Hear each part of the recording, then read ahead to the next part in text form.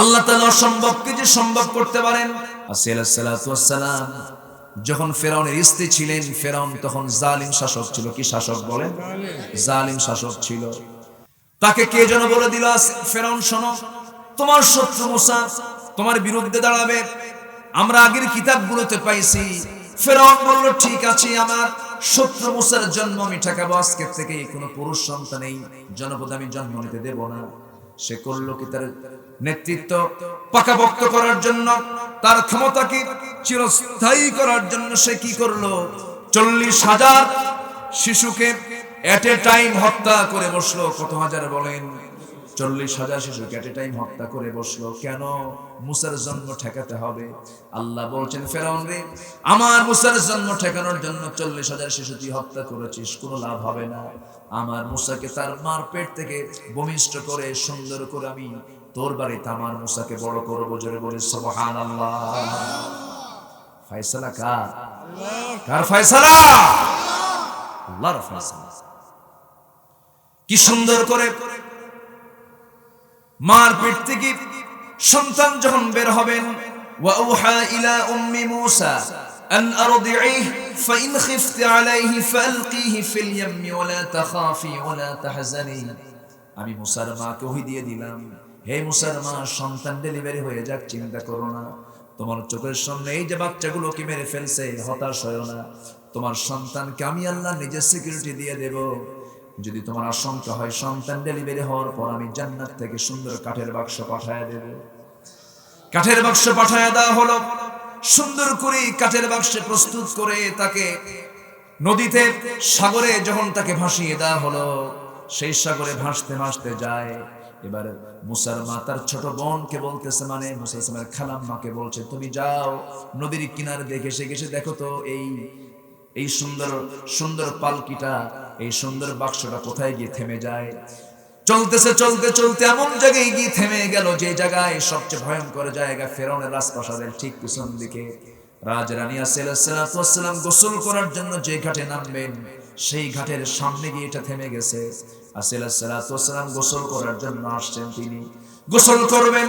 এমন সময় তিনি দেখতে পেলেন, তার দৃষ্টিগোচর হলো, কর্মচারীদেরকে ডাক দিয়ে বলল, ও কর্মচারীরা, দেখো তো ওর মধ্যে কি। সবাই টেনে খোলার চেষ্টা করতেছে, কিন্তু খুলতেছে না। বারবার চেষ্টা করে যখন ব্যর্থ হয়, এবার আসিয়া করলেন কি, তার হাতটা যখন রাখলেন, অটোমেটিক্যালি লিফটের মতো, সুইচের মতো খুলে গেল। খোলার সঙ্গে সঙ্গে ফুটফুটে বাচ্চা, নবজাতক, দুধ খাই নাই, নবজাতক বাচ্চা ডেলিভারি হইছে, ট্রান্সফার হয়ে গেছে। সুন্দর বাচ্চা কোলের মধ্যে নিলেন, ভ্রু যুগল, কালো কালো কেশ, এত সুন্দর চেহারা, শুভ্র আকার। পৃথিবীর সমস্ত পয়গম্বররা দুর্বল না শক্তিশালী? দুর্বল না শক্তিশালী? অসুন্দর না সুন্দর? সেই সময় সবচেয়ে সুন্দর শিশু মুসা আলাইহিস সালাম, তিনি সেই বাক্সের মধ্যে নড়াচড়া করতেছেন। সন্তানটাকে আস্তে করে কোলের মধ্যে তুলে নিয়া চুম্বনে দিয়া সালাম মনে মনে চিন্তা করছেন, আহারে, এত সুন্দর সন্তান তো আমার দুই চোখ কখনো দেখে নাই। খুব খুশি হয়ে গেলেন এবং মনে মনে চিন্তা করলেন, সন্তানটাকে আমি বড় করব, লালন করব। এই কথা বলে যখন মূল দুর্গের, মূল রাজপ্রাসাদের দরজা দিয়ে যখন যাচ্ছিলেন, সামনে ফেরাউন বলছে, আসিয়া, কোলেটাকে কুররাতা আইনিন লি ওয়া লাক, আমার চক্ষু শীতল করে, তোমার চক্ষু শীতল করে সন্তান দেখো, চোখ জুড়িয়ে যাবে। এত সুন্দর বাচ্চা যেন চমকাচ্ছে, এত আলোকিত বাচ্চা। ফেরাউন সন্তানটার দিকে তাকায়া, মুসার দিকে তাকায়া মনে মনে চিন্তা করতেছে, 40,000 শিশু মারলাম, যার ভয় এটাই বুঝি মুসা হবে। আল্লাহু আকবার। আসিয়াকে বলতেছে, আসিয়া, আইন পাশ করলাম আমি, ভঙ্গ করবা তুমি, এটা কি হয় নাকি? আসিয়া বলছেন, কেন? আমার তো সন্দেহ লাগে, এটাই মনে হয়, এটাই মনে হয়। আসিয়া বলছেন, আপনি এত ভয় পান কেন? আপনি এত বড় পরাক্রমশালী একজন লিডার, ছোট্ট বাচ্চার এত ভয় পান কেন? আমি তো আপনার রাজধানী পাশে আছি, আমার কথা শিখবে, আপনার কথা শিখবে, আমার দরবারে, আপনার দরবারে বড় হবে। এটা মুসা না? সুবহানাল্লাহ বলবেন। কোনো চিন্তা করবেন না, নেতা যত বড়ই হোক না কেন, বইয়ের কাছে কাইত, বইয়ের কাছে কাইত, বইয়ের কাছে নেতা হওয়া কিন্তু খুব কঠিন ব্যাপার। চেয়ারম্যান আশেপাশে খুব দাম আছে, কিন্তু বইয়ের কাছে গেলে, হ্যাঁ তুমি কি, আমার জানা আছে। ঠিক আছে না? আপনি হুজুর যত বড় হন না কেন, তুমি কত নম্বর হুজুর এটা আমি ভালো করে জানি। বইয়ের কাছে দাম পাওয়া খুব কঠিন ব্যাপার। বইয়ের কাছে দাম সে পাবে যে ফার্স্ট ক্লাস চরিত্রের মানুষ। বলি আলহামদুলিল্লাহ। আমার নবীর দাম ছিল তার বউদের কাছে। বলি আলহামদুলিল্লাহ। আমার নবীর দাওয়াতে প্রথম ঈমান এনেছেন বাইরের লোক না ঘরের লোক? বাইরের লোক না ঘরের লোক? সে কে? খাদিজা রাদিয়াল্লাহু তাআলা আনহা। কত দামি ছিলেন সবার কাছে। ফেরাউন বলল, আসিয়া তাহলে কি করা যায়? অসম্ভব, আমি রাজরানী, মারতে দেব না, বাচ্চাটাকে বড় করতে হবে, এই দরবারে বড় করবো, আমাদের উত্তরাধিকার হবে। আচ্ছা ঠিক আছে আসিয়া, তোমার কথা মানলাম। আল্লাহ কয় ঠিক আছে। কার বাড়িতে ঢুকলো? কার বাড়িতে ঢুকলো? 2 বছর দুধ খাবে ছোট্ট বাচ্চা। ফেরাউন বলল, কে আসো? আমার রাজনীতিকে খুশি করার জন্য একটা বাচ্চা আমরা নিয়েছি, কে দুধ খাওয়াবা? হাজার হাজার মহিলা আসে, কারো স্তন মুসার মুখে নেন। উনি অপেক্ষা করতেছে আমার মা আসুক। জোরে কোন সুবহানাল্লাহ।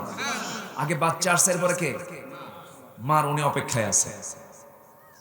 ছোট খালাম্মা, মানে ওনার খালাম্মা, মানে মুসা ইসলামের মার ছোট বোন, তিনি আবার আসছেন দরবারের মধ্যে, ঢুকছেন। ঢুকে বলতেছে, শোনো আসিয়া, এই বাচ্চা সবাইকে মা বানাবে না, সবার স্তন মুখে নেবে না। একজন আমার খোঁজে আছে। কে? কাবেদা, সালেহা, মুহসিনা, খুব সুন্দর চরিত্রবতী একজন মহিলা আছে। কে? মুসা। সুবহানাল্লাহ বলবেন। তাড়াতাড়ি নিয়ে আসো। 3 দিন চলে গেছে। 3য় দিনের সন্ধ্যার সময় মা হাজির। এই 3 দিন পর্যন্ত মুসা আলাইহিস সালাম কিচ্ছু খান নাই, কোন স্তন মুখে নেন নাই, কোন মহিলাকে মা বানান নাই।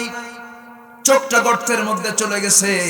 আজকের মেডিকেল সায়েন্সে বলছে, কোন শিশু যদি পৃথিবীতে জন্ম নেয়, মা জন্মের সময় যদি মারা যায়, ওই শিশু মার স্তনের দুধ না খেয়েও সে নখ চুষে চুষে 3টা দিন পর্যন্ত বাঁচতে পারে।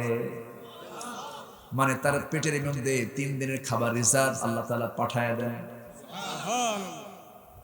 এবার কি হলো?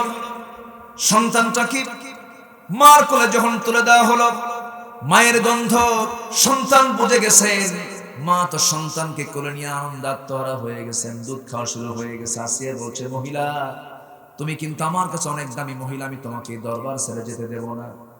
কোনো চিন্তা করো না, সবচাইতে বেশি বেতন তোমার জন্য বরাদ্দ, এবং তোমার জন্য শুধু বেতন বরাদ্দই না, তোমার জন্য আরো কিছু বরাদ্দ করে দিচ্ছে। সেটা হলো তোমার জন্য 1 নাম্বার শীতে দব নিয়ন্ত্রিত দক্ষিণা হাওয়া যে ঘরে বয়, সেই ঘরটা তোমার জন্য বরাদ্দ দিলাম। তোমার জন্য সবচেয়ে বেশি বেতন বরাদ্দ করলাম। আল্লাহ বলছেন, ফেরাউন রে, আমার মুসাকে মারার জন্য এত স্বৈরাচারী নীতি অবলম্বন করলি, হত্যা রাজনীতি করলি, আমি আল্লাহ সিদ্ধান্ত নিয়েছি, দেখ আমার মুসা তার মায়ের দুধ খাবে আর মাসে মাসে তোর পকেট থেকে টাকা খসাবে। যখন আল্লাহু আকবার। বাড়িও দখল, টাকাও দখল। কার ফয়সালা? আল্লাহর। কার ফয়সালা? আসিয়া সন্তানকে ধীরে ধীরে বড় করতে লাগলেন। 2 বছর একটা দিনও ফেরাউন মুসাকে কোলে নেয় নাই। কেন? সন্দেহ। কি বলেন? সন্দেহ। আসিয়া বলছেন, স্বামী আমার, বাচ্চাটা বড় হচ্ছে, একটু কোলে নিতে হয় না? কি দাও? সঙ্গে সঙ্গে বলে দাও। নতুন কোলে কি বাচ্চা যেতে চায়? নতুন কোলে বাচ্চা যেতে চায় না ভয় পায়? ভয় পায়। নতুন কোলে যখন ফেরাউন বলছে দাও, আসতে চায় না, জোর করে নিয়েছে। জোর করে নিয়ে কোলে রাখলেও হতো, আবার ঠোঁটটা আগায় দেয় তার গালের দিকে চুমু খাওয়ার জন্য। বারবার আগায় দেয়, উনি মুখটা চট করে সরায় নেয়, আবার আগায় দেয়, আবার সরায় নেয়। শেষ পর্যন্ত ফেরাউন যখন চুমু খাওয়ার জন্য জোরপূর্বক স্বৈরাচারী কায়দায় মাথা ধরে যখন চুমু খেতে নিয়েছে, সেই দিন তার স্টার্টিং শুরু হলো থাপ্পড় মারা। আল্লাহু আকবার বলেন। থাপ্পড় মারার রেকর্ড আরো আছে না নাই? আরো আছে। আস্তে করে হাতটা বাড়ায় দিয়ে চট করে একটা থাপ্পড় মারছে গাল যেতে। এক থাপ্পড়ে ফেরাউনের মাথা নড়ে গেছে, ভিতরে ভব করে ঘুরতেছে। তাড়াতাড়ি বলছে, আসিয়া সন্তানটা কোলে নাও। ওর থাপ্পড়ের ওয়েট প্রমাণ করে এটাই মুসা। আল্লাহু আকবার বলেন। কেন? জীবনে বহু থাপ্পড় খেয়েছি, কিন্তু এরকম থাপ্পড় আমার কিসমতে জোটে নাই কোনো। এটাই মুসা হবে। আমি একে হত্যা করব, শেষ করে ফেলবো। আমি মন্ত্রী পরিষদ ডাকতেছি। আসিয়া বলছেন, আমার স্বামী, আপনি কিসের জন্য মারবেন? থাপ্পড় মারছেন? আপনার এই যে সম্মানটা আছে, যদি আপনি বলেন যে 2 বছর বাচ্চার থাপ্পুর খাই আমি শীত হয়ে পড়ছি, আপনার মান সম্মান কিন্তু থাকবে না। অতএব আপনি আমাকে বলছেন, যা বলছেন আমি পর্যন্ত শেষ, দয়া করে কাউকে বলবেন না। ফেরাউনকে তাই তো তুমিও কারো করবে না। জোরে করে আল্লাহু আকবার। কে বাঁচান? কে বাঁচান? আল্লাহ বাঁচান। টকবকে যুবক 25 বছরের ফেরাউনের গোত্রের একটা লোক এসে বাঁকামি কথা বলে, খালি বাঁকা কথা বলে। মুসা কি বাঁকা শোনার লোক? উনি কি নরম মানুষ? না মেজাজ বেশি, একটু মেজাজ বেশি, রাগ বেশি, স্ট্রেট ফরওয়ার্ড, কথার মধ্যে নরম সুর কম ছিল। কথাও বলতেন ডাইরেক্ট। কি কথা বলতেন? ডাইরেক্ট। যারা ডাইরেক্ট কথা বলে তারা কিন্তু মিথ্যাবাদী না, সোজা কথা বলে। আল্লাহ বললেন, মুসা তুমি ফেরাউনকে কালিমার দাওয়াত দিবা। কাল্লা, আমার কথার মধ্যে তো সুর টুর তেমন নাই। আল্লাহ বলেন তুমি নরম সুরে দাওয়াত দিবা। কাল্লা, তুমি যদি নরম সুর চাও, আমার বড় ভাই হারুনটা আছে, সে আমার বড়, তাহলে তুমি তাকে আমার সঙ্গে পাঠায় দাও। কেন? ও খুব মিষ্টি করে কথা বলে। আল্লাহ বললেন, মুসা তোমার সাথে একজন কেমনি পাঠাবো? তোমার ওই হারুনকে আমি আল্লাহ নবুয়ত দিয়ে দিলাম। জোরে বলে সুবহানাল্লাহ। বলে যে নবীর সুপারিশে ভাই নবী হয়, নিজে নবী, ভাই নবী, শ্বশুরও নবী। আস্তে কোন সুবহানাল্লাহ। ভাগিনা একটা আছে, ওটাও নবী। খুব দামি নবী ছিলেন মুসা আলাইহিস সালাতু ওয়াস সালাম। সেই লোকের সামনে ফেরাউনের একটা লোক এসে বাঁকামি কথা বলে। বললেন, তুমি ভুল করতেছো। কেন? ভুল করি নাই। ভুল করতেছো, ভুল মারছেন থাপ্পড়। থাপ্পড় মারা সারা শীত হয়ে পড়ে মরে গেছে। মরে যাওয়ার পর ফেরাউন বলতেছে, মুসা যেখানে থাকবে সেখানে ধরো, ওকে শেষ করবো আমি। হিজরত করতে বাধ্য হলেন। আল্লাহকে বলতেছে, আল্লাহ দোষ তো আমার না, থাপ্পড় মারছি কি আমি? মেরে ফেলছে তুমি। জোরে কোন সুবহানাল্লাহ। আমি তো মারি না, আমি তো, আমার নিয়ত তো এরকম ছিল না। আমি ভাবছিলাম থাপ্পড় মারি একটু সই হোক, ঠিক হোক, কিন্তু ও যে এমন ঠিক হবে তা তো জানি না। থাকতে পারলেন না, দেশ ছাড়লেন, চলে গেলেন মাদিয়ান এলাকায়। মাদিয়ানে যাওয়ার পর প্রচন্ড ক্ষুধা, পানি নাই। কূপের সামনে দাঁড়ালেন, কূপ থেকে পানি পান করলেন। দেখেন যে 2 মহিলা হেঁটে আসতেছে, হাতে বালতি। বললেন, কি ফি মুশকিলা, কোনো প্রবলেম তোমাদের? কে বালতি তুলবো, ওই বালতি দিয়ে পানি তুলবো কূপ থেকে, কে দাও আমি আগায় দেই। তোমরা দেরি করতেছো কেন? কে সবাই পানি নিয়ে যাবে, আমরা পর্দার নিয়ম রক্ষা করে সন্ধ্যার পর পানি তুলে নিয়ে চলে যাবো। তিনি বললেন, না, মহিলা মানুষ বাইরে থাকতে নেই বেশি, সন্ধ্যার পরে এখন পুরুষ বেশি না মহিলা বেশি? বলেন, পুরুষ বেশি না মহিলা বেশি? এই জন্য জেনা কম না জেনা বেশি? জেনা বেশি। উনি বললেন, দাও বালতি আমার হাতে। বালতি নিয়ে কূপের ধারে গেলেন। কূপের উপরে একটা ঢাকনা আছে, সেই ঢাকনা টান দিতে 7 থেকে 8 জন মানুষ লাগে, শক্তিশালী মানুষ লাগে।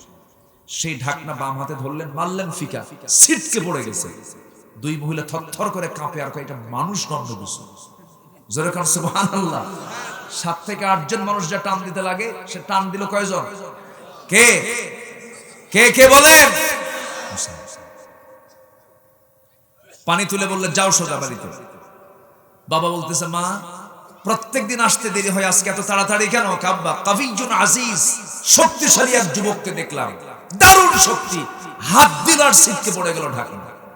বুড়া লোকটা বলতেছে, শোনো, তুমি আমার মেয়ে, আগামীকালকে যাবে, আমার সালাম জানাবে তাকে, সেজন্য অবশ্যই আমার সঙ্গে দেখা করো, যাও। চলে গেছেন, গিয়ে বলতেছেন, আব্বা, বুড়া মানুষ, আবুনা শাইখুন কাবীর, আমাদের বাড়িতে আপনাকে যেতে হবে, আপনি কি যাবেন? উনি ভাবলেন, এই একটা অপরিচিত এলাকায়, কেউ আমাকে চেনে না, একটু শেল্টার পেলে তো ভালোই হয়, দেখি আমিও যাব। কিন্তু যাবো কেমনে? আমি তো বাড়ি চিনি না। এখন ওই মহিলা কয়, আপনার চেনা লাগবে না তো, আমি সামনে সামনে যাবো, আপনি আমার পিছে পিছে আসবেন। ফেরাউনের কি বলে, মুসা আলাইহিস সালামের চোখ বড় হয়ে গেছে, এত বড় চোখ বানায় বলতেছে, মহিলা তুই কি কইলি আমারে? তুই সামনে চলবি আর আমি পিছে চলবো? তো আমি সেই মুসা নাকি? তুই পিছে আয়, আমি সামনে। জোরে কোন সুবহানাল্লাহ। এদেশের 18 কোটি মুসলমান আজকে পুরুষের পিছে না মহিলার পিছে? আলহামদুলিল্লাহ। কষ্ট পাচ্ছেন আপনারা? কষ্ট পাচ্ছেন? মুসা আলাইহিস সালাম বললেন, শোনো মহিলা, তোমার সতর হলো মাথা থেকে পা পর্যন্ত, আর আমার সতরটা হলো নাভি থেকে হাঁটু পর্যন্ত। আমরা হলাম ইমামের জাত, তোমরা হলো মুসল্লির জাত। তোমরা পেছনে ইক্তেদা করবে, আমরা ইমাম তো সামনেই থাকবে, আমি পুরুষ, সামনে সামনে চলবো, তুমি পিছে পিছে আসবে। তবে আমি যদি তোমাকে সামনে রাখি, আমার চোখ তোমার চেহারার দিকে চলে যাবে, তোমার দেহের দিকে চলে যাবে, আমার চোখের গুনাহ হয়ে যাবে। এই জন্য আমি চাইলাম আমি নিজে যেন নিরাপত্তা পেয়ে যাই, আমি সামনে চলবো, তুমি পিছে পিছে আসবে। তবে শর্ত হলো আরেকটা, ও মহিলা, সুন্দর করে নরম সুরে কোনো কথা বলবা না, অতিরিক্ত কোনো কথা বলা যাবে না। আমি রাস্তায় হাঁটবো, তুমি পিছন দিকে শুধু একটা শব্দ বলবে, ডান বাম, ডান বাম, এর বাইরে একটা কথাও বলা যাবে। মহিলা মনে মনে কয় এত সুন্দর চরিত্রবান, আলহামদুলিল্লাহ বলে। আর এখন ছেলে মেয়ে হাঁটলে কি শুধু ডান বাম কয়? ডান বাম শুধু বলে না আরো কিছু বলে? মুসা আলাইহিস সালাম চলে গেছেন বাড়ি পর্যন্ত। বৃদ্ধ পিতার সামনে যখন দাঁড়িয়েছেন, মহিলাদের বৃদ্ধ পিতার সঙ্গে দেখা হওয়ার সঙ্গে সঙ্গে সালাম বিনিময় হয়ে গেল। বৃদ্ধ পিতা, বৃদ্ধ লোকটা মুসাকে দেখেই বলছে, হে যুবক, তোমার নাম তো মুসা। উনি ভয়ে থরথর করে কাঁপতে কাঁপতে মনে মনে ভাবতেছেন, এত দূর পালায় আসলাম, হিজরত করলাম। কি করলাম? হিজরত করলাম। ইমানের পরে হিজরত, ইমানের পরে কি? হিজরত। তিনটা কাজ। কয়টা কাজ বলেন? তিনটা কাজ। আমি এত দূর পর্যন্ত হিজরত করে আসলাম, কিন্তু এই লোকটা আমার নাম জানলো কেমনে? এটা আবার কোন গ্রুপের সদস্য আল্লাহই জানে। মনে মনে চিন্তায় পড়ে গেছেন। এবার চোখ মেরে থাকার কারণে বৃদ্ধ লোকটা বলছে, মুসা তুমি কি চিন্তা করো? তিনি বলছেন, আমার নামটা আপনি জানলেন কেমনে? আপনি তো আমাকে কোনোদিন দেখেন নাই, চেনেন না। সঙ্গে সঙ্গে বলছেন, মুসা তোমার নামও জানি, তোমার কামও জানি। কি থাপ্পড় মারছো, মানুষ মরে গেছে। যেরকম সুবহানাল্লাহ। দুর্বল পয়েন্ট হিট করলেন, থেমে গেলেন। এবার বলছেন, শোনো, তুমি আমাকে কি ধারণা করছো জানি না, বুড়ো মানুষ তোমার পছন্দ কম হতে পারে।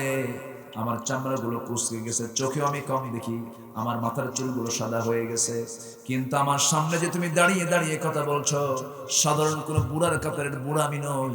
আমি হলাম এই মাদিয়ানবাসীর পয়গম্বর। ইলা মাদিয়ান আখাহুম শুআইবা, শুআইব আলাইহিস সালাতু ওয়াস সালাম। জোরে বলি সুবহানাল্লাহ।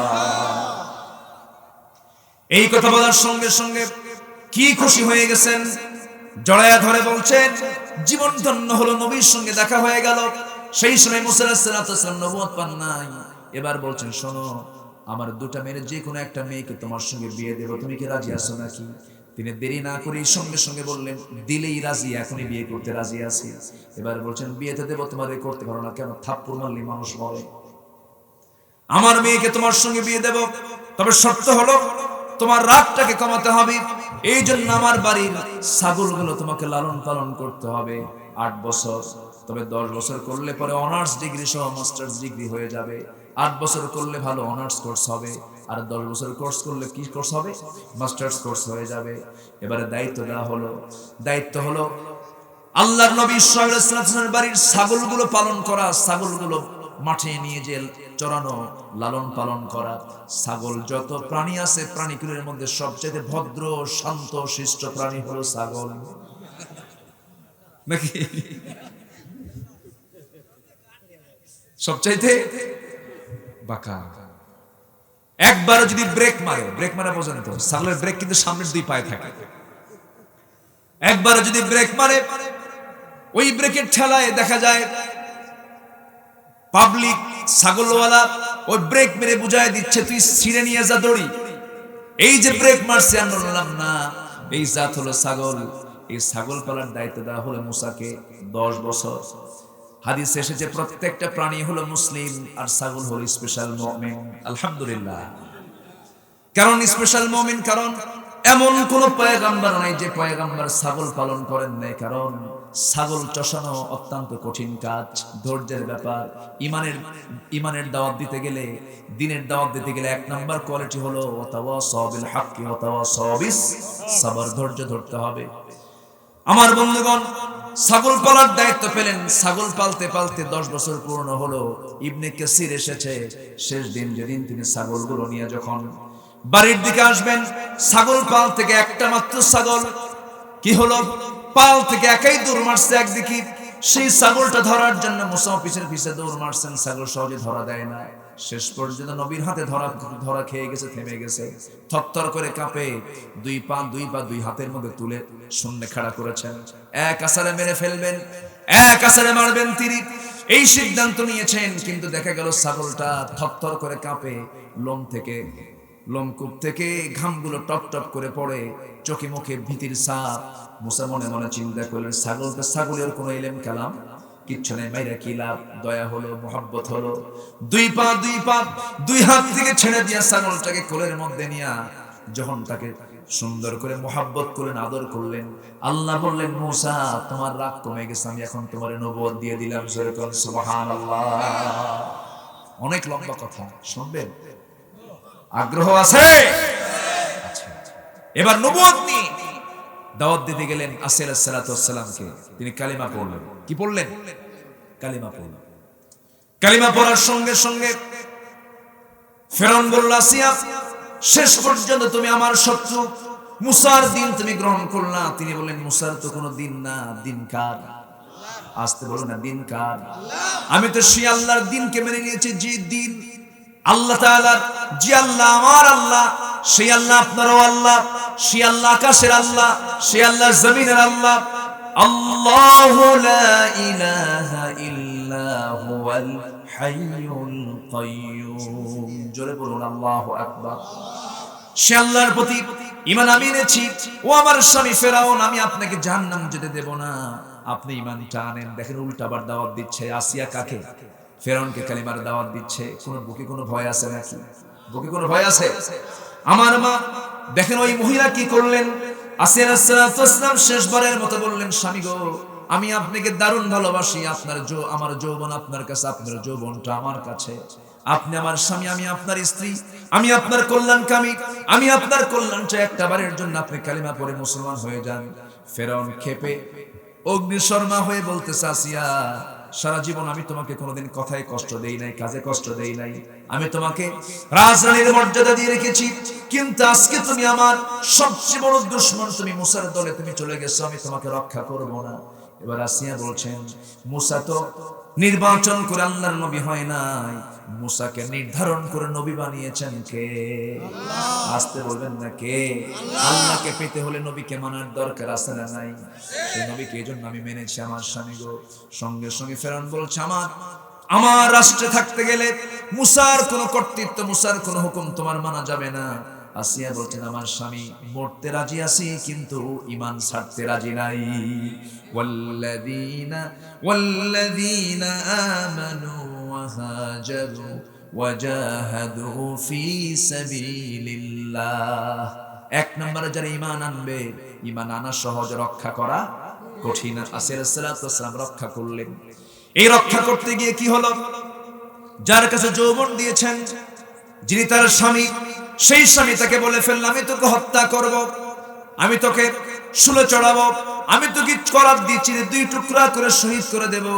আসিয়া আলাইহিস সালাতু ওয়াস সালাম মুস্কি হাসি মেরে বলছেন, স্বামী গো, মৃত্যুর ভয় দেখায় লাভ নাই, মৃত্যুর হুমকি দেখায় লাভ নাই। আমি যে দিন এনেছি সেই দিন থেকে একচুল পরিমাণ নড়ব না। তবে একটা কথা আমার স্বামী আপনাকে বলে দিচ্ছি, আমার প্রতি অত্যাচার যত বাড়বে, আমার ঈমান তত পাকাপোক্ত হয়ে যাবে। আল্লাহ। শেষ পর্যন্ত কি হলো?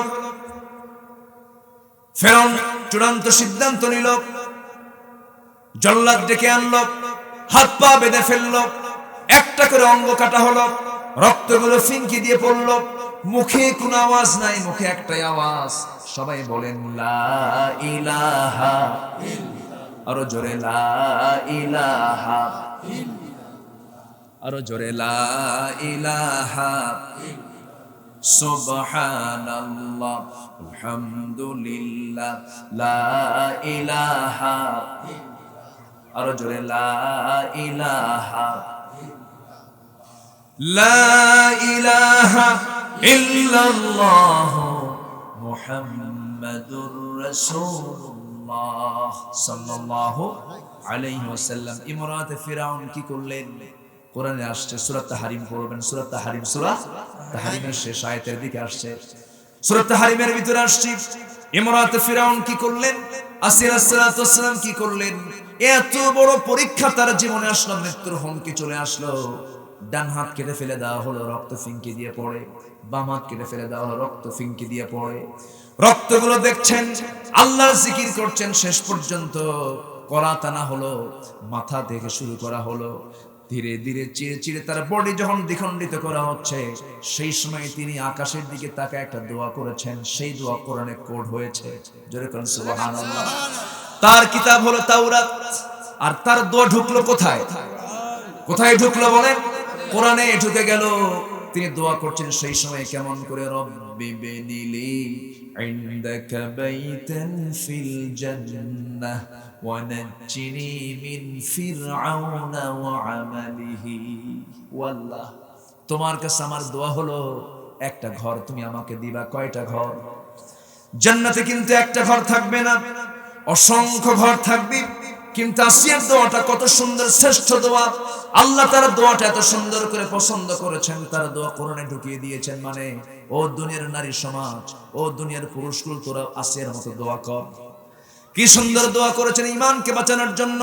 ও আল্লাহ, তুমি আমার জন্য রব্বি বিনিলি, তুমি আমার জন্য বানায় দাও ইনদাকা, তোমার কাছে। কি শব্দ চয়ন, জামিউল কালাম। এত সুন্দর দোয়া পৃথিবীতে কেউ করে না। এত সুন্দর দোয়া তিনি করলেন, একদম মজবুত দোয়াটা করলেন। তুমি আমার জন্য একটা ঘর বানায়া দিবা ইনদাকা, তোমার কাছে, ফিল জান্নাহ, জান্নাতের মধ্যে। আল্লাহু আকবার। অর্থাৎ এক নাম্বার জান্নাত তিনি চাইলেন, জান্নাতুল ফেরদাউস তুমি আমাকে দিবা। ওয়ানাজ্জিনি মিন ফিরআউনা ওয়া আমালিহি, ফেরাউন থেকে আমাকে বাঁচাও, ওর অকাম কুকাম থেকে তুমি আল্লাহ আমাকে বাঁচায় তুমি আমারে নিয়ে যাও। শহীদ হয়ে গেলেন তিনি, শহীদার সাক্ষ্য তিনি দিলেন। ঈমান আনলেন, ঈমানের উপর টিকে থাকলেন। আল্লাহ বলছেন, বান্দারে এমন ঈমান তোর আমি দেখতে চাই। ঈমান আনবি, ঈমান থেকে এক চুল পরিমাণ নড়বি না। ওয়াল্লাযীনা হাজারু, যারা হিজরত করবে, হিজরত মিন শুধু দেশ ত্যাগ নয়, হিজরত মিন শুধু এক দেশ থেকে আরেক দেশে চলে যাওয়া নয়। হিজরতের বহু সংজ্ঞা আছে। একটা হাদিস এসেছে, আল মুহাজিরু মান হাজারা মা নাহাল্লাহু আনহু। প্রকৃত মুহাজির তো সেই যে সমস্ত হারাম কাজ থেকে নিজেকে বিরত রাখতে পারে, সে হচ্ছে মুহাজির। তবে জান্নাতটা খুব লোভনীয়। জান্নাতে আল্লাহ তাআলা এমন কিছু নাই যা রাখেন নাই। ওয়ালাকুম ফিহা মা তাশতাহি আনফুসুকুম, তোমার মন যা চাবে তাই তুমি পেয়ে যাবে, তোমার মন যা বলবে তাই পাবে। জান্নাতের মধ্যে ঘুরতে ঘুরতে হঠাৎ করে একটা পাখি উড়ে গেল, মন চাইলে পাখিটা খাবো আমি, ফ্রাই হয়ে আপনার সামনে চলে আসবে, আপনি খেয়ে নেবেন, ঘুম হবে না। জান্নাতের মধ্যে কোনো ঘুম নাই, কারণ ঘুম হলো লস। আমাদের বয়স এখন এক একজনের 50 হয়েছে, কারো 40 হয়েছে, কারো 30 হয়েছে। ধরুন বাকি 30 বছর, বাকি 40 বছর যারা বাঁচবেন, 40 বছরের 20 বছরই হলো ঘুম। ঠিক কিনা? ঘুমে চলে যায় বিশাল সময়। আল্লাহ বলছেন, বান্দারে এমন জান্নাত তোকে দিয়ে দেব যে জান্নাতে কোনো ঘুম নামক কিছুই থাকবে না, কোনো ক্লান্তিও থাকবে না। ঘুম তো লস, ঘুম তো লস প্রজেক্ট। জান্নাতে গিয়ে যদি ঘুমাই, সেখানে মরে থাকি, তাহলে কেমন হলো? জান্নাতে কোনো ঘুম থাকবে না, আবার জান্নাতে কোনো টয়লেট থাকবে না। কারণ জান্নাতে গিয়ে যদি টয়লেট খুঁজি, তাহলে জান্নাত পেলাম কেমনে? দুনিয়াতে টয়লেট আছে না নাই? যত বড় দামি রয়্যাল প্যালেস হোক না কেন, সবার আগে কি থাকতে হবে? কি থাকতে হবে? তাহলে বাড়ি হলো টয়লেট, বাড়ি হলো কি? টয়লেট। দুনিয়ার সমস্ত বাড়িগুলো টয়লেট, হাম্মাম খানা। কিন্তু আল্লাহ তাআলা এমন জান্নাত রেখে দিয়েছেন যে জান্নাতে কোনো টয়লেট থাকবে না, বাথরুম চাপবে না, পেশাব লাগবে না, পায়খানা লাগবে না। নাস্তিক বেকুবরা বলে, হুজুর এগুলো কি গল্প করে, এগুলো কি সম্ভব নাকি? ওদেরকেও বেকুব বলবো আমরা, কারণ ও বেকুব। জান্নাতের মধ্যে যে পায়খানা টয়লেট থাকবে না, তার বড় প্রমাণ হলো তুই যে মার পেটে 9 মাস ছিলি, তোর টয়লেট কই? আস্তে কোন জোরে কোন, ঠিক কিনা? লাগছে টয়লেট? মার পেটে লাগছে? যে আল্লাহ মার পেটে টয়লেট ছাড়া, বাথরুম ছাড়া আল্লাহ তাআলা আমাকে যদি 9 মাস রাখতে পারেন, তিনি কি জান্নাতে রাখতে পারেন না? আমার তখন স্টমাক হবে ভিন্ন, আমার পাকস্থলী ভিন্ন হবে, আমার হজম প্রক্রিয়া ভিন্ন হবে, আমার আল্লাহ তাআলা বডির যে স্ট্রাকচার, আমার বডির যে স্ট্রেংথ সম্পূর্ণ ভিন্ন হবে, ভিন্ন প্রসেসে তৈরি হবে। আল্লাহু আকবার বলেন। বুড়া হবে না, সেখানে কোনো বুড়া হবে না। এখানে বুড়া আছে না নাই? একই চাউল খায়, ছেলে বড় হয়, তাজা হয়, আর বাপ কি হয়? চাউল কি দুই রকম না এক রকম? একই রকম। একই রকম চাল খায়া বাপ হয় বুড়া, ছেলে হয় জোয়ান হয়ে যায়। কিন্তু জান্নাতের মধ্যে খাবার খাবে, কোনোদিন বুড়া হওয়ার কোনো সম্ভাবনা নাই। যারা বুড়া হয়ে গেছেন মাঝে মাঝেই বলেন লাইতা শাবাব ইয়াউদ, হায়রে আমার যৌবন যদি ফিরে আসতো। কিন্তু জান্নাতের মধ্যে কেউ বলবে না আল্লাহ আমি যেন আবার যৌবন পাই, কারণ যৌবন নিয়ে সারা জীবন সে থাকবে জান্নাতে। জোরে বলে সুবহানাল্লাহ। যৌবনের চাহিদা পূরণ করার জন্য সেই জায়গায় হুর আছে না নাই? আছে না নাই বলেন? সে হুরগুলো কি বুড়া হবে নাকি? দুনিয়ার হুররা বুড়া হয় না? আস্তে কর, বুড়া হয় না? বুড়া হয়ে যায়। কিন্তু জান্নাতের হুররা বুড়া হবে না, জান্নাতের যুবক বুড়া হবে না। ওমা, জান্নাতে যদি আপনি জান্নাতের যুবক পেয়ে যান, আপনার কোনো এই যুবক এই স্বামীটা আপনার কখনো বুড়া হবে না। জান্নাতের আপনার স্ত্রী যারা থাকবে তারা কখনো বুড়া হবে না। আল্লাহ বলছেন বান্দা আমাকে কেন ভুলে যাও? ওয়াহুরুন আইন কাআমসালিল লুলুইল মাকনুন لم يطمثهن إنس قبلهم ولا جان فبأي آلاء ربكما تكذبان জোরে বলুন আল্লাহু আকবার। এমন জান্নাতে তোমাদেরকে হুর দেওয়া হবে, ইতিপূর্বে কোনো জিন ইনসান তাকে স্পর্শ করে নাই। ডাহুক ডাহুক চক্ষুওয়ালা হুর আল্লাহ তোমাকে দিয়ে দিবেন। সেই হুরটা যদি পেতে চাও, হুরের চামড়া তো স্বচ্ছ কাচের মতো হবে যে নিচের চামড়ার নিচের রগগুলো হাড়গুলো পর্যন্ত উপর থেকে দেখা যাবে। ওই সমস্ত সুন্দরী হুরের মুখের থুতু যদি জমিনে ফেলা হতো, গোটা দুনিয়া সুগন্ধে ভরপুর হয়ে যেত। এই হুর কি সবাই নিতে চান? আস্তে আস্তে কয়, সবাই কি নিতে চান? বুড়া চাচাও কয় চাই। হ্যাঁ, চাইতে হবে বাবাজি, চাওয়া ছাড়া উপায় নাই। কিন্তু এই হুরের গল্প কিন্তু বইয়ের কাছে বেশি করা যাবে না। মেয়েরা আল্লাহ তাআলা এমন ভাবে বানিয়েছেন, এরা হুরের গল্প শুনলেও হিংসা করে। আছে না নাই বলে? হিংসা করে। অন্তত বিশেষ করে রাত্রিবেলা কবেন না। রাত্রিবেলা যদি বলতে বলতে ঘুমাতে যান, তাহলে কিন্তু এক বালিশে অথবা এক কাঁথার নিচে ঘুমানো সম্ভব না। বলবে তুমি ওই দিক হয়ে হুরের চিন্তা করে ঘুমাও। ঠিক আছে? আল্লাহ তাআলা মেয়েদেরকে এই দিক থেকে একটু হলেও আল্লাহ তাআলা একটু ভিন্ন আঙ্গিকে আল্লাহ তাআলা তাদেরকে বানিয়েছেন। তো পুরুষের জন্য একাধিক হুর জান্নাতে আছে, কিন্তু মেয়েদের জন্য জান্নাতে পুরুষ থাকবে একাধিক না একজন? একাধিক না একজন? এর কারণ আছে। এর কারণ ব্যাখ্যা সময় লাগবে। আমাকে সময় দিবেন তো? আসতে বলবেন না, সময় দিবেন। কারণ আছে। দুনিয়াতেও একজন পুরুষ একাধিক স্ত্রী নিতে পারবে, তার মেয়াদ, তার সীমা হলো কয়জন? বলেন কয়জন? আর মেয়েদের সীমা বলেন কয়জন? কিন্তু যদি তালাক হয়ে যায় তখন আরেকজন নেওয়ার সময় সুযোগ আছে না নাই? হাত্তা তানকিহা যাওজান গায়রা, আছে সুযোগ। কেন আল্লাহ তাআলা মেয়েদের জন্য একটা কেন করলেন, পুরুষের জন্য একাধিক কেন করলেন? অবশ্যই। এবং জান্নাতে ওই সিস্টেমটা কেন থাকবে? এর যৌক্তিক, এর বৈজ্ঞানিক, এর শারীরিক দিক থেকে বিভিন্ন কারণ আছে না নাই? একটু পরে আসতেছে। শুনতে রাজি আছি তো? বলি ইনশাআল্লাহ। যদি ভুলে যাই মনে করে দিবেন কেন। ঠিক আছে? যদি ভুলে যাই তাহলে একটা পয়েন্ট কিন্তু বের করে দিলাম আপনাদের। যখনই ভুলে যাব তখন মনে করে দিবেন। এখন আসি সেই রিজকুন কারীম, সম্মানজনক রিজিক। জান্নাত দেওয়া হবে, মাগফিরাত দেওয়া হবে, ক্ষমা করে দেওয়া হবে। আযমু দারাজাতান ইনদাল্লাহ, পদমর্যাদা দেওয়া হবে।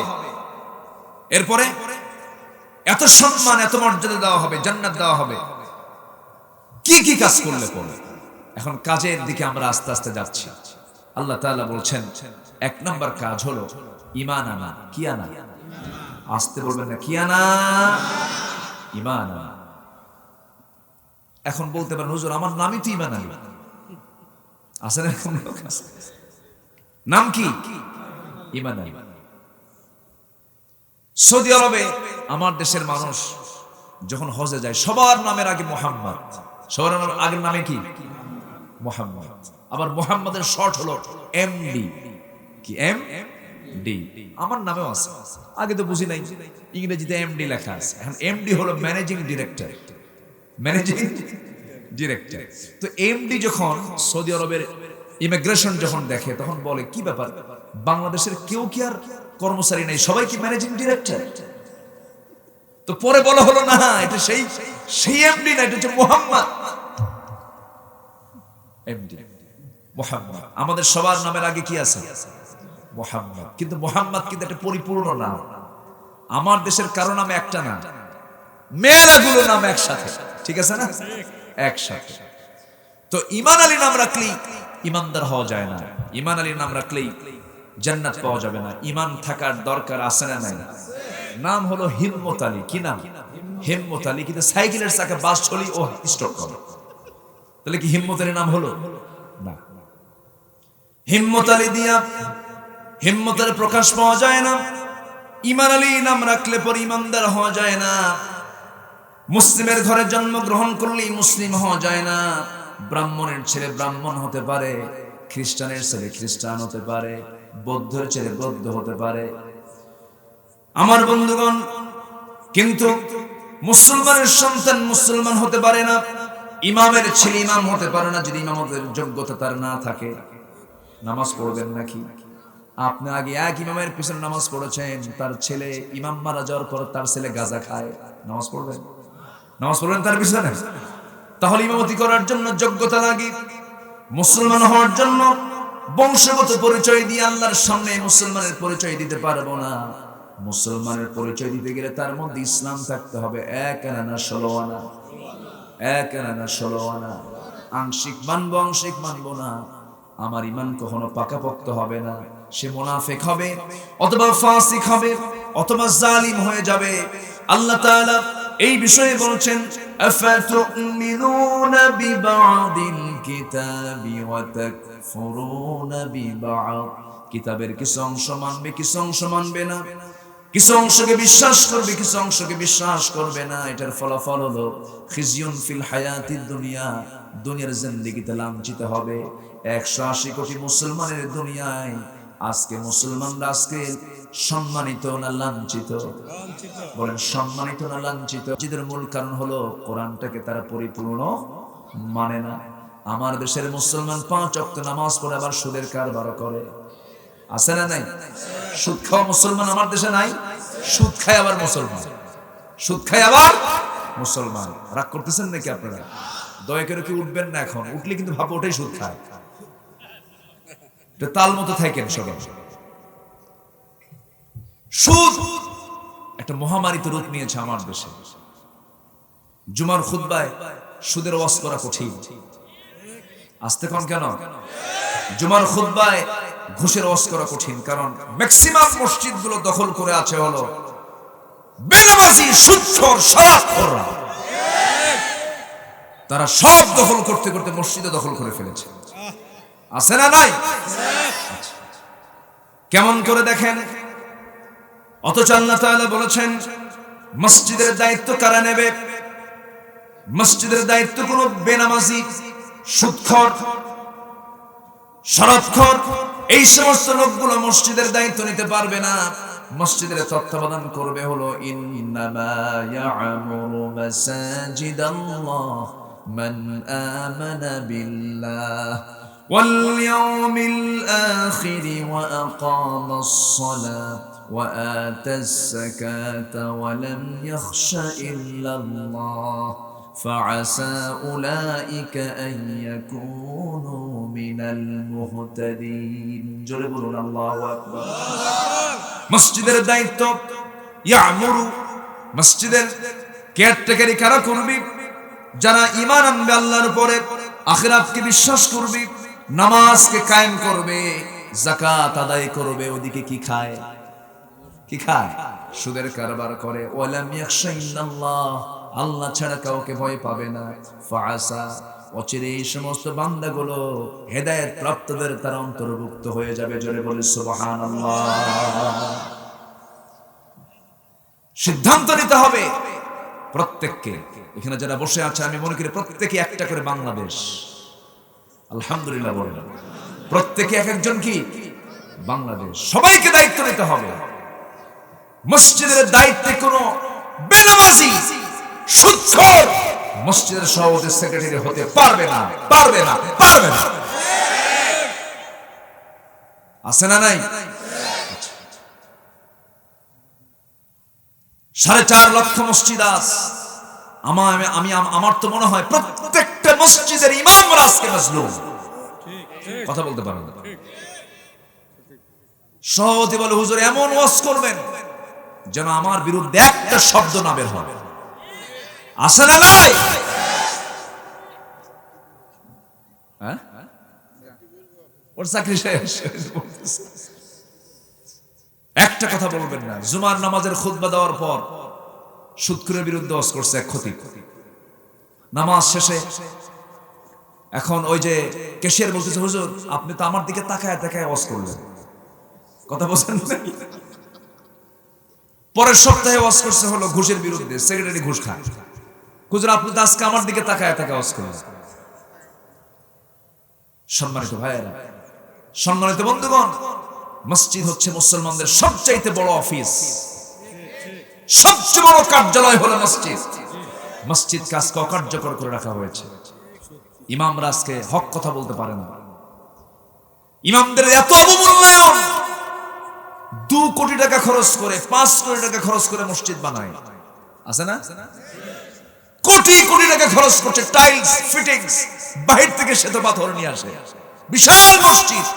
আর সেই মসজিদের যিনি ইমাম, যার পেছনে ইক্তেদা করে, তার থাকার জায়গা হলো মসজিদের সিঁড়ির নিচে। আমি কি ভুল বলতেছি? আমি কি ভুল বলতেছি? সিঁড়ির নিচে। আচ্ছা, এ তো গেলই। বেতন, মসজিদের ক্যাশ ব্যাংকে জমা আছে 50 লাখ 60 লাখ টাকা, আছে না? এরকম মসজিদ আছে না নাই? আছে। লক্ষ লক্ষ টাকা ক্যাশ মসজিদে থাকার পরেও ইমাম সাহেবের বেতন হলো 4,500, মানে 5 না, 7 না, 6,500, 5,500, 3,500। এই বেতন দিয়ে আবার মাসের শেষে মানে বেতন দেওয়ার পর আবার বলে, হুজুর এত টাকা কি করে? এই সমস্ত বেকুব কিছু আছে না নাই? কষ্ট পাচ্ছেন? এগুলো কি কথা বলার দরকার আছে না? ভাবতেছেন না শুধু আমি আপনাকে বলে যাচ্ছি, এই যে সব রেকর্ড হচ্ছে, গোটা দুনিয়া শুনবে কথাগুলো। এগুলো কথা বলার দরকার। আমরা কি দাম দিয়েছি? 4.5 লক্ষ মসজিদ, ইমামরা যতটুকু বেতন পায় এরপরেও তাদের কোনো অভিযোগ নেই, এরপরেও বলে আলহামদুলিল্লাহ। তাদের কোনো দুঃখ নাই, কষ্ট নাই। ইংরেজি পড়ায় রবি ঠাকুরের পেনপেনানি সুর আছে না নাই? ওই সুর শেখানোর জন্য মাসিক বেতন দেয় 11,000। তা উনি চা খাবেন না, খাবেন কফি। ফল দিতে হবে, ফ্রুটস দিতে হবে।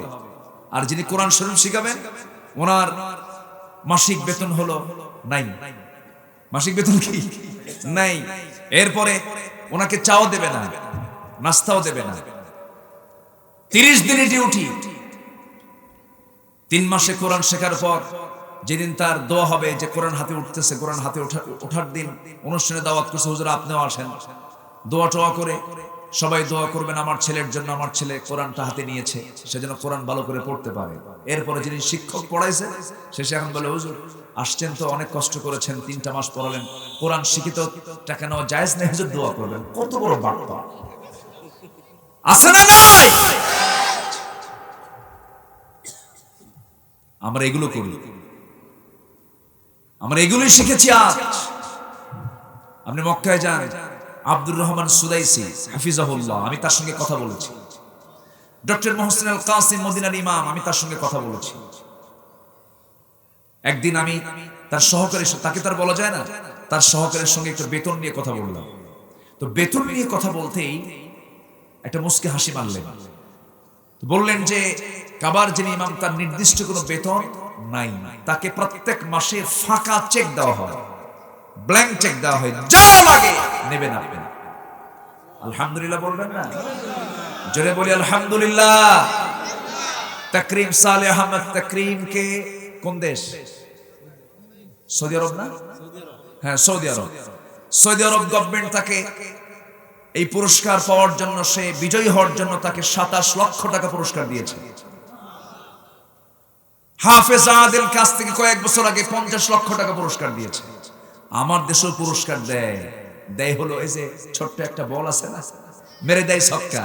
ওদেরকে কিন্তু অভাব নাই, দেয়, ঠিকই দেয়, ঠিক কিনা? দুঃখ এগুলো দুঃখ ভরাক্রান্ত হৃদয়ে বলছি। যাদেরকে মূল্যায়ন করা দরকার ছিল তাদেরকে মূল্যায়ন করা হয় না, বরঞ্চ জুলুমের ইস্তিমরার চালানো হচ্ছে মাজলুম আলেমদের উপরে। কিছু আছে না নাই? গোটা দুনিয়া জুড়েই এই সংস্কৃতি চালু হয়েছে। সম্মানিত ভাইরা, সম্মানিত বন্ধুগণ, কথায় কথা বাড়ল, রাগ করলেন না তো? মসজিদের দায়িত্ব পালন করবে বেনামাজি না নামাজি?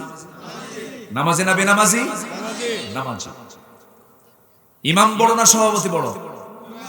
বলেন বলেন, কে বড়? ইমাম বড়। ইমাম কোন কর্মচারী নয়, এটা মাথায় রাখবেন। ইমাম কোন কর্মচারী নয়, ইমাম হচ্ছে আপনার নামাজের ইমাম। সম্মান দিবেন, ভক্তি করবেন, শ্রদ্ধা করবেন, জান্নাত পাবেন আপনি। জোরে বলে সুবহানাল্লাহ। কষ্ট হচ্ছে? আমি খুব শক্ত শক্ত কথা বলে ফেলতেছি, দরকার আছে না এগুলো কথা বলার? বলেন তো। আচ্ছা, একটু কান লাগাবেন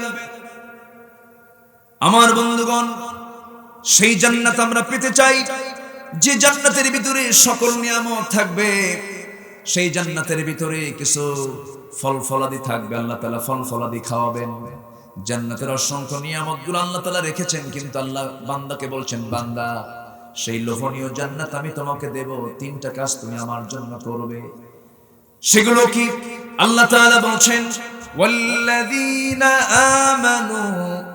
والذين آمنوا وهاجروا وجاهدوا في سبيل الله بأموالهم وأنفسهم أعظم درجة عند الله। জোরে বলুন আল্লাহু আকবার।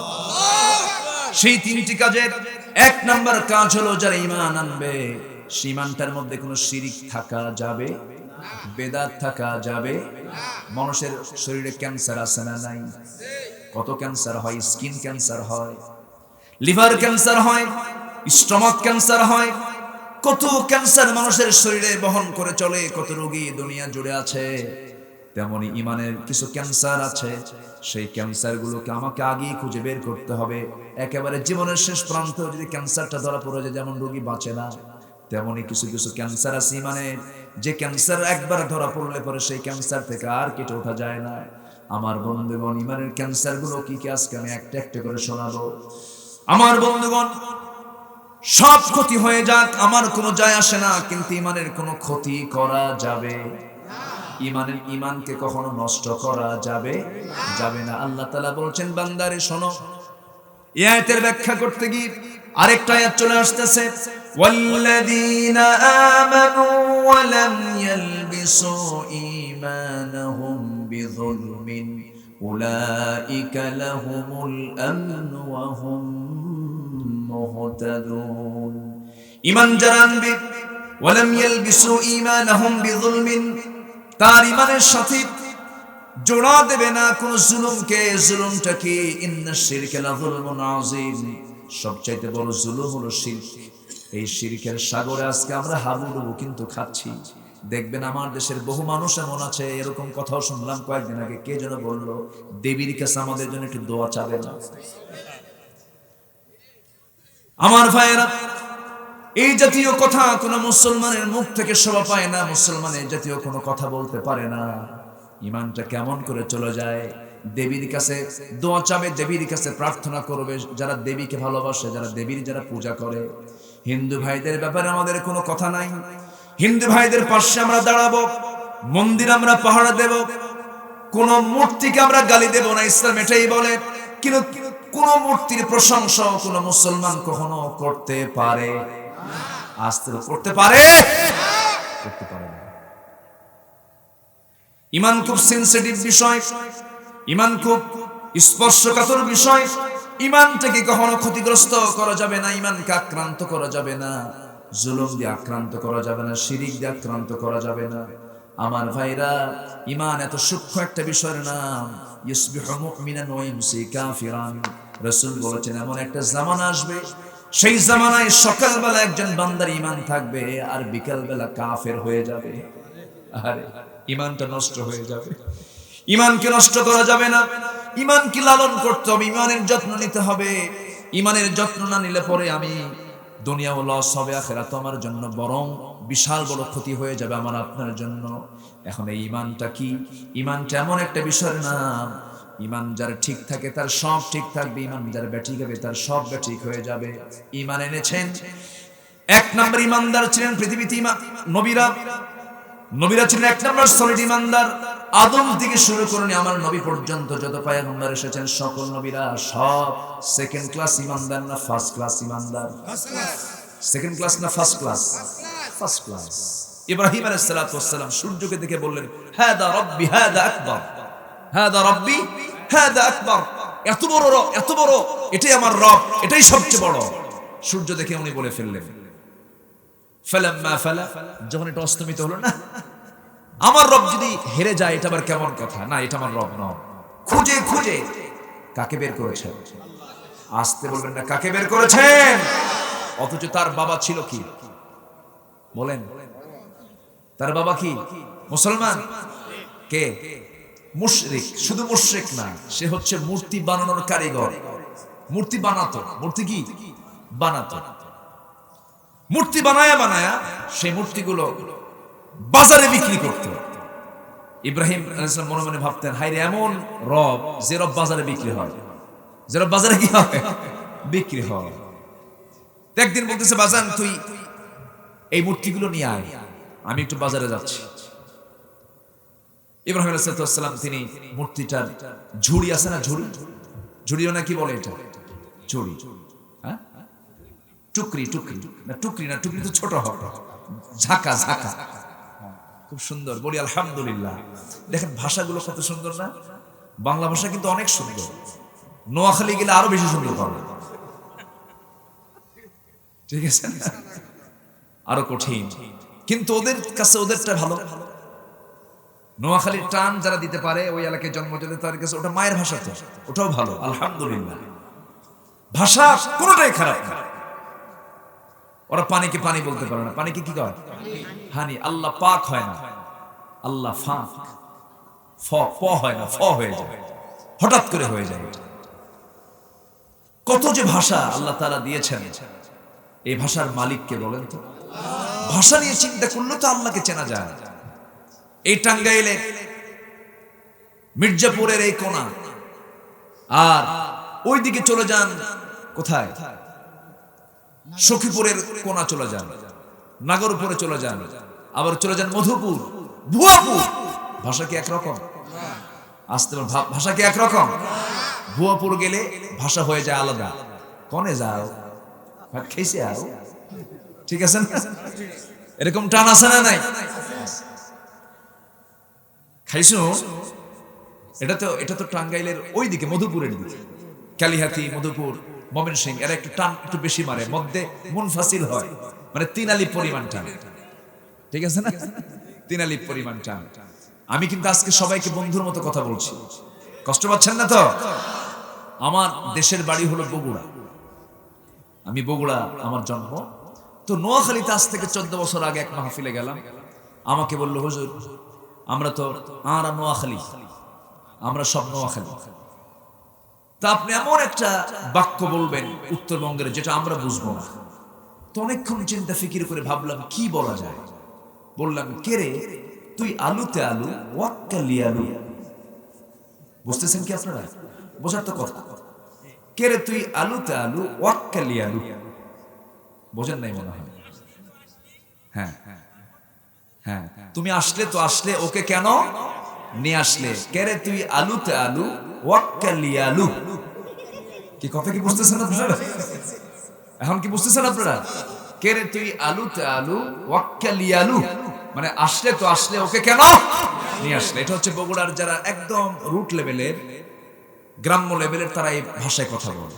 আমি বললাম, ভাই আমি বলে ফেলছি। উনি বলতেছেন, ভাই কি বললেন? আমি বললাম, আগে কি বুঝলেন সেটা বলেন। তো বলতেছে, আমরা বুঝলাম এটাই, যেহেতু এই বাক্যের ভিতরে 4-5টা আলু আছে। কি আছে? আলু আছে। আলু দিয়ে কোনো একটা কিছু হবে। আসলে কি এর মধ্যে কোনো আলু খুঁজে পাওয়া যাবে? এই কথার মধ্যে কোনো আলু নামক কোনো কথা আছে? ভাষা তো ভাষাই, কোন ভাষাই অন্য অঞ্চলে চলে না, ওই ভাষা ওই অঞ্চলেই চলে। টাঙ্গাইলে এসে চিটাগাংয়ের লোক এসে মাস্তানি করলে ওর ভাষা ধরা খাবে, ঠিক কিনা? আল্লাহ তাআলা আঞ্চলিক ভাবে একটা মানুষকে প্রতিষ্ঠিত করার জন্য তার আঞ্চলিক ভাষা দিয়েছেন। চিটাগাং থেকে সেখানে মাতব্বরি করতে গেলেই ওর ভাষা প্রমাণ করবে এটা টাঙ্গাইলের পোলা না, ঠিক কিনা? আল্লাহ তাআলা এগুলো করে দিয়েছেন, সিকিউরিটি নিশ্চিত করে দিয়েছেন। এক একটা দেশের মানুষের চোখ আলাদা, নাক আলাদা, ভাষা আলাদা, চালচলন আলাদা, এমনকি হাঁটাটাও আলাদা। যেরকম সুবহানাল্লাহ। যারা মক্কায় গেছেন, হজ করতে গেছেন, এক একটা দেশের মানুষের এক একটা হাঁটার স্টাইল, ভিন্নতা আছে। এগুলো কে করে দিয়েছেন? কেন? যেন কেউ কোনো ক্রাইম না করতে পারে। সুবহানাল্লাহ বলবেন না? লিকাবাইলা লিতাআরাফু, লিতাআরাফু, জোরে বলি আল্লাহু আকবার। সম্মানিত ভাইরা, তাহলে ঝাঁকা না কি কইছেন আপনারা? ঝাঁকা, ঝুড়ি। তো ঝুড়িতে করে ইব্রাহিম আলাইহিস সালাতু ওয়াস সালাম মূর্তিটা মাথার উপরে তুলবেন, তুলতে নিয়ে গেছে মেজাজ খারাপ হয়ে, এক আছাড় মারছে, এক আছাড়ে একটারও মাথা ঠিক নেই। চলে গেছেন বাজারে, বাবার সামনে যাওয়ার পরে আস্তে করে ঝুড়িটা রেখে দিয়েছেন, ঝাঁকাটা রেখে দিয়েছেন। বাপ মাথায় হাত দিয়ে বলছে, বাজান কি করলি? এগুলো সব ভেঙে শেষ হয়ে গেছে। আব্বা কি করব আমি? ঝুড়ি যখন মাথা নিলাম তখন ওদের মধ্যে গৃহযুদ্ধ শুরু হলো। কিছু তো শুরু হলো, গৃহযুদ্ধ শুরু হলো, এমন মারামারি। আমি মাথা থেকে নামাতে বললাম থাম, থামে না। এরপরে দেখলাম যে একটার মারামারি কইরা কারো মাথা ঠিক নাই। বাপ তো বুঝে গেছে আমার ছেলে কোন গ্রামার খাটালো ওই জায়গায়। ইব্রাহিম আলাইহিস সালাম একজন মূর্তি পূজকের ছেলে, মূর্তি পূজকের ছেলে হয়ে তিনি মূর্তিগুলোকে গড়লেন না, ভাঙলেন। আর আজকে আমরা ইব্রাহিমের সন্তান হয়ে মূর্তিগুলোকে আমরা লালন করছি। এইদিকে আফসোস করে একজন কবি আল্লামা ইকবাল বলছেন, উनको तहजीब ने हर बंद से आजाद किया, लाके काबे से सनम खाने में आबाद किया। নব্য যুগের সভ্যতা মোহে কেটে ফেললে সব বাঁধন, মসজিদ ছেড়ে মন্দিরে গিয়া বাসা বেঁধেছো হায় এখন। তোমার কাছে মসজিদ ভালো লাগে না, মন্দির তোমার কাছে ভালো লাগে, তোমার কাছে আলেম ওলামা ভালো লাগে না, তোমার কাছে বলিউডের সমস্ত বেনামাজি বেশরম অন্য ধর্মের সেলিব্রিটিকে তোমার ভালো লাগে। আছে না নাই বলেন? একটা গেঞ্জি পরে গেঞ্জির সামনে বেনামাজি চরিত্রহীন লম্পটদের ছবি সামনে লাগায় রাখে। আজকে মুসলমান বিটিএস ভক্ত হয়ে যায়।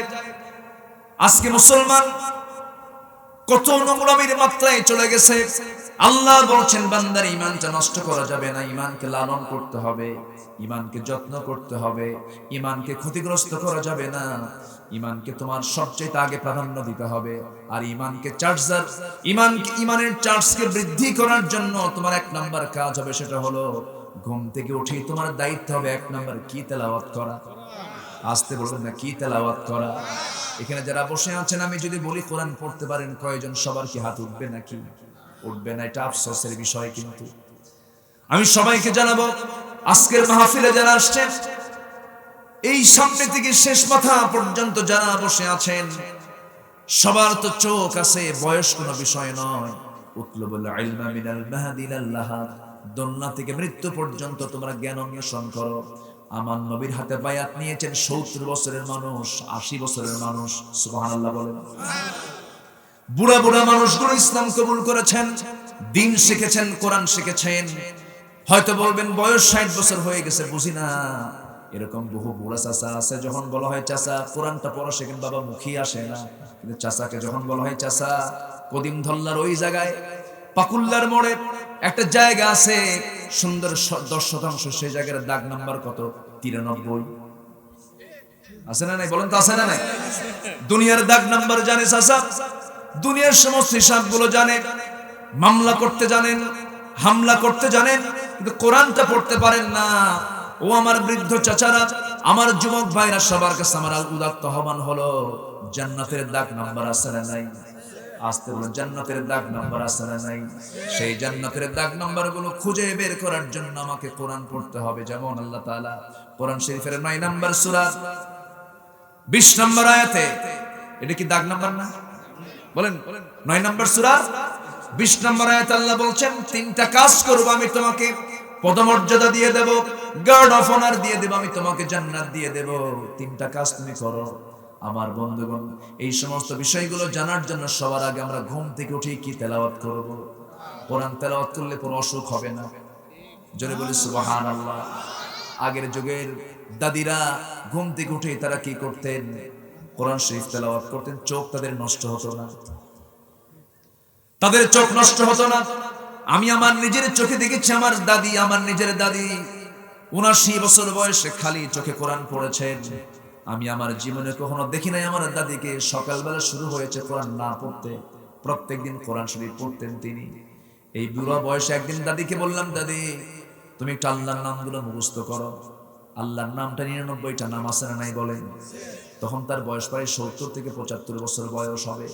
বললাম, দাদি তুমি এটা মুখস্থ করো তো, চেষ্টা করো তো, কি হবে? তখন বললাম, দাদি সবগুলো নাম মুখস্থ করে সবগুলো নাম ধরে আল্লাহকে ডাকলে পরে আল্লাহ বলবে, বান্দি ও বান্দা সবগুলো নাম ধরে ডাকছিস, যা আমি তোরে মাফ করে দিলাম। বুড়া মানুষ দাদিকে বলেছি, দাদি ৮ থেকে ১০ দিন পর বলছে, বাজান মুখস্থ করে নিয়েছি। আমার ভাইরা, চেষ্টা করলে উপায় আছে না নাই বলেন? আপনি চেষ্টা করবেন, হয়ে যাবে। যে ব্যক্তি চেষ্টা করবে সে ব্যক্তি পাবে। জান্নাত পাওয়ার জন্য চেষ্টা করতে হবে। ঘুম থেকে উঠি আমার প্রধান কাজ হবে ওযু বানাবো, নামাজে দাঁড়ায়া যাব, সুন্দর করে কোরআনটা তেলাওয়াত করব। যার দিনটা শুরু হবে কোরআন তেলাওয়াত দিয়া, আল্লাহর কসম শয়তান তাকে কখনো ধোঁকায় ফেলতে পারবে না। শয়তান তাকে ধোঁকায় ফেলতে পারবে না। কোরআন তাকে পাহারা দেবে। এই পৃথিবীতে মহাসত্য এবং মহাবিস্ময়, বিশ্বের সবচেয়ে আশ্চর্য কোনো কিছু যদি থাকে, সূর্য আশ্চর্য হতে পারে, আকাশ আশ্চর্য হতে পারে, তার চেয়ে বড় আশ্চর্য হলো কোরআন। সবচেয়ে আশ্চর্যের কিতাব এটা। এর চাইতে মূল্যবান, দামি মহাবিস্ময় পৃথিবীতে আর দ্বিতীয়টা নাই। আল্লাহু আকবার। দ্বিতীয়টা নাই। আকাশ ফেটে যাবে, জমিন বিদীর্ণ হয়ে যাবে, গোটা দুনিয়া তছনছ হয়ে যাবে, আমি আপনি শেষ হব, কোরআন ঠিক থাকবে। জোরে বলি সুবহানাল্লাহ। সবাইকে কোরআন পড়তে রাজি আছি? তাহলে তার ঈমান নষ্ট? সম্মানিত ভাইয়েরা, তাহলে ১ নম্বর জান্নাত কি বলেন তো? বলেন জান্নাতুল সেজন্য ফিরদাউস কোথায়? কার দেওয়ালের সাথে? আরশ আজিমের দেওয়ালের সাথে হলো জান্নাতুল ফিরদাউস। জোরে বলে সুবহানাল্লাহ। একজন মহিলা ছিলেন, যে মহিলার দোয়াটা কোরআন শরীফে আছে, কিন্তু তিনি এই নবীর উম্মত না। সেই নবী হচ্ছেন, সেই মহিলা হচ্ছেন আসিয়া আলাইহিস সালাতু ওয়াস সালাম। নাম শুনছেন তো? বাড়ি কোথায়? এই তো উত্তর ফাইন দিয়েছেন, বলি আলহামদুলিল্লাহ। অনেকে চিন্তা আছেন, হয়তো বলবেন মধুপুর। কোথায় বলেন? এখানেও আসিয়া আছে। আসিয়া আছে না নাই? এখানেও আসিয়া আছে। আসিয়ার মতো মহিলাও আছে আমার দেশে। আছে? অবশ্যই আছে। ভালো মহিলা বহু আছে আমার দেশে, অনেক আবেদা তারা, অনেক ভালো তারা আছে। আসিয়া আলাইহিস সালাতু ওয়াস সালাম তিনি ঈমান এনেছেন। ওয়াল্লাযীনা আমানু, তিনি ঈমান এনেছেন। কি ঈমান আনছেন তিনি দেখেন। তার ঈমান আনাটা সহজ না কঠিন ছিল? তার স্বামীকে ফেরাউন কি সাধারণ পাবলিক? বলেন পাবলিক। সে কে? শুধু সরকার না, সরকারদেরও সরকার। গোটা দুনিয়ার সে সুপ্রিম পাওয়ার ছিল সেই সময়। ফেরাউন রামসিস, আজ পর্যন্ত তার লাশ আছে না নাই? এখনো আছে, মাথায় চুলও আছে, চামড়াও আছে, কিন্তু সুটকি ফেরাউন। কি ফেরাউন? সুটকি ফেরাউন। আল্লাহ তাআলা সুটকি করে রেখেছেন। আল ইয়াওমা নুনাজ্জিকা বিবাদানিকা, ফেরাউন তোকে আমি সুটকি করে কিয়ামত পর্যন্ত রাখবো। পৃথিবীর নব্য ফেরাউনদের দৃষ্টান্ত করে রাখবো। ওরা দেখবে এই যে স্বৈরাচারী করলে কি হয়। সুটকি করে এখনো ফেরাউনকে রাখা হয়েছে, কিয়ামত পর্যন্ত থাকবে সে। সম্মানিত ভাইরা, তার বউ হচ্ছেন আসিয়া আলাইহিস সালাতু ওয়াস সালাম, ইমরাআত ফিরআউন। আল্লাহ তাআলা তার নামটাও কোরআনে উল্লেখ করেছেন।